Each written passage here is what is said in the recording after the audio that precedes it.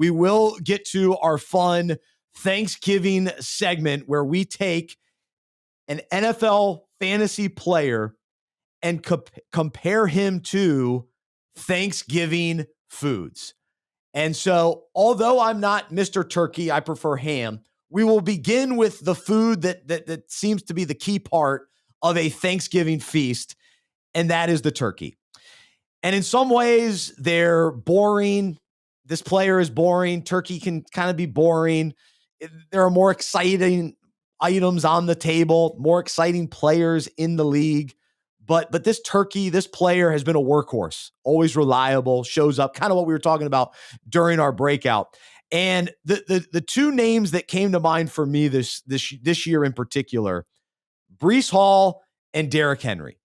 And I know they haven't been great all season or every week, but man, if you've had them in your lineups, like they have been very solid for you. And it's like, it's a good piece of turkey. Just a good, solid piece of turkey. They're getting it done for you. You're exactly. They haven't been great. And yet you're super happy to have him on your roster. You're just glad to slot him in there as one of your top running backs. I mean, Derrick Henry is the ultimate example of a guy who, even this week, drafted him later too. Right. Only 60-something yards this week. He did get 2 TDs, but it's like he's just always good for, 60, 75 yards, probably going to get a touchdown. There's no better feeling than having that turkey on your roster, man. It's just a solid foundation for the rest of the meal, the rest of the roster you're trying to build. I mentioned it earlier. I can't think of many receivers that have fallen into this category this year. But I do think that when Michael Pittman has been healthy, he's just been a boring turkey receiver, and I'm happy to have him in there as like my wide receiver too. It feels just fine. All right, so the other item we got to talk about, and this is always the joke. This is the joke item, but it is cranberry sauce. Now, it looks suspect. Everyone seems to give it a hard time, but if you actually taste it, it's surprisingly good. It's like, all right, nobody really wants it, but you got to have it. You feel like, all right, it's part of the deal. And this guy is the perfect cranberry sauce. It's Jameis Winston. It's Jameis Winston. Nobody wants him. He's bounced around the league, but everybody wants him. It's like once you experience Jameis Winston, you're like, this guy's great. I can't imagine Thanksgiving without cranberry sauce. I can't imagine the NFL without Jameis Winston. I mean, I'm just thinking about cranberry sauce on the table. What do you use cranberry sauce for? You kind of use it with everything, right? I mean, at least for me, it's like if it gets mixed in over here a little bit with like the stuffing, that's all right. If it gets on the turkey a little bit, you know, and Jameis is just this guy. It just seems like you just sort of move him around the league. He makes everybody happier. He makes everything taste a little bit better. Are you going to get a funky cranberry sauce every once in a while that's a little too tangy? Probably so. Too much like right? the can. You don't want leftover cranberry sauce after it's been in the fridge for a week or something like that. But as part of a well-prepared meal, you just can't be. And Jameis is perfect for this category. Yeah. And he had a cranberry sauce week, man. Just a sweet and a little bit tangy kind of week this week. Yes, he did. Yes, he did. And other notable names, Sam Darnold and Daniel Jones. I think they would fall into that as well. All right. Third item, sweet potato casserole. Now, this is my favorite item. And so this is maybe swayed a little bit, but there are a lot of great potatoes out there. I love all potatoes, but there's nothing like sweet potato casserole. To me, it's the very best. It's the very best potato at Thanksgiving. And in many ways, it steals the show on my plate. It's the highlight of the plate. And this year, there are two names. One at the wide receiver position, it's JSN. And at the running back position, it's Jahmyr Gibbs. They are electric. They've been stealing the show. When they have big games, they have big games. And they've been top guys all year long. Perfect. Timely, because, I mean, these two guys by themselves scored 90 points collectively this past week in fantasy. You can't do much better than that. JSN is actually on pace right now to break the single season receiving yards record. So he's just having a great season, and he's just perfect every week. You love to see it. For me, I'm not a huge sweet potato casserole guy. For me, mac and cheese is the highlight of the Thanksgiving meal for me. Just heap a big old pile of JSN onto my plate. Just give me more Jahmyr Gibbs. These are the guys that they're going to give you a big serving every week, and that you need that as part of your meal. Yeah, so absolutely. All right, next one, stuffing. Some people call it dressing. It's boom or bust. Sometimes it's delicious. Sometimes it's dry. It might have a little weird thing thrown in there. Depending on what ant shows up, you got something random in the stuffing. And so it's boom or bust. Who are the boom or bust players this year in fantasy? Your boy Jalen Waddle, Jameson Williams, and Wan'Dale Robinson. It is wide receiver top 10. it is wide receiver over 50. Like you're getting one or the other, and it's up and down all season long, just like stuffing. I'm going to contest Jalen Waddle being on this list, man. And you know I love him, so I'm biased. Obviously, I'm biased here. But since Tyreek has gone down, I don't know that he belongs in this category. I'm not sure that we're being fair to Jalen since he's been the wide receiver one on that team. Jamison Williams is the ultimate stuffing. I mean, he literally put up a goose egg this past week. He's going to have a week in the next few weeks where he scores 30 points, but just like that stuffing on the Thanksgiving table, you don't know what you're going to get at any given meal. So yeah, Jamison, perfect stuffing. Yeah. All right, here we go. Since week 7, Jalen Waddle, wide receiver number 90, wide receiver number 5, wide receiver 25, wide receiver 13, wide receiver 41. 41 hurts me. Okay. That's your boy. That's your stuffing right there. I'm standing. Okay. Okay. You're right. Take it. Okay. Yeah. I can't argue with those numbers, guys. Don't come into this conversation with real statistics. That's right. That's right. It doesn't seem right.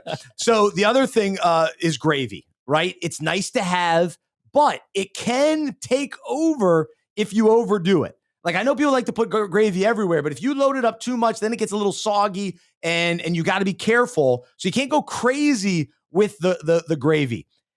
And guess we learned this year. It was Cam Skattebo. We fell in love with Cam Skattebo. Like, let me get more Cam Skattebo. And Cam was like, give me the ball. And then what happened? He got injured. And it was just too much Cam. It was too much banging his head against defenders and the goalpost and everything else. And then we lost Cam Skattebo, and it sort of ruined our plate. It ruined our fantasy season. So I know this guy's going to come up later, but have you ever been to a Thanksgiving dinner where there are 2 different gravies? You've got more of like the watery consomme sort of gravy, and then like the thicker gravy. I wonder if in seasons past, Puka has been the gravy guy of just like they're force feeding him until he's injured and it ruins the meal for everyone. And now do the Rams just have 2 really tasty forms of gravy that work in different contexts? We're going to get to the stack a little bit later on in our meal here. But let's just go to it. Skattebo's perfect. You're right. Yeah, you can't have too much Skattebo on your plate. And the Giants tried to have too much, and it backfired on them. That's right. And so if to talk about Puka, to me, corn casserole or any kind of corn and mashed potatoes, I like to mix those together. I want those next to each other. I want them to be a part of the same bite. They're the perfect complement. And that has played out in fantasy this year, the Rams. Stafford and Puka, Stafford and Devontae Adams. Adams and Puka have complemented each other. Adams been the touchdown guy. Puka's been the intermediate guy. That's the perfect stack. A delicious combo. Oh, perfect. All right. We'll wrap it up with this. Every Thanksgiving meal needs a delicious pie, or pies, as I would like to say. And so I like going pumpkin, apple, and pecan. I want all 3.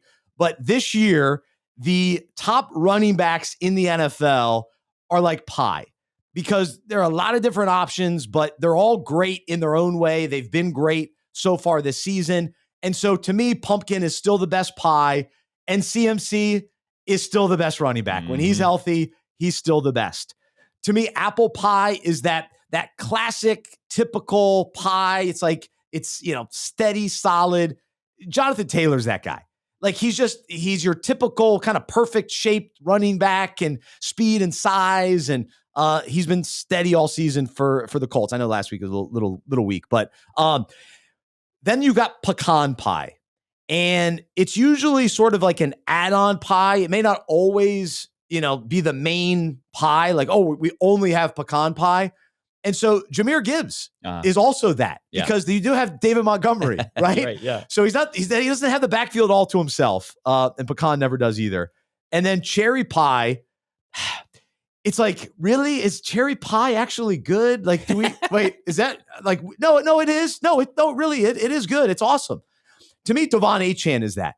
We always think like, wait, is he big enough? Are the Dolphins like? Don't they stink? No, it doesn't matter. Devon Achane is awesome all year.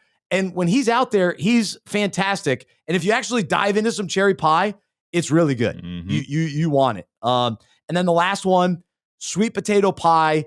You can't go wrong.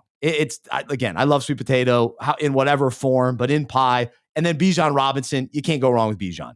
I know Tyler Algier likes to steal the show, just like pumpkin pie does. You're right. Yeah. What is the title? Yeah.